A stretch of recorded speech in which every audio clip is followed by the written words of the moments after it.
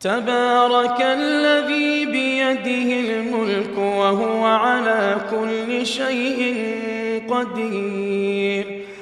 الذي خلق الموت والحياة ليبلوكم أيكم أحسن عملا وهو العزيز الغفور، الذي خلق 7 سماوات طباقا ما ترى في خلق الرحمن من تفاوت فارجع البصر هل ترى من فطور ثم ارجع البصر كرتين ينقلب إليك البصر خاسئا وهو حسير، ولقد زينا السماء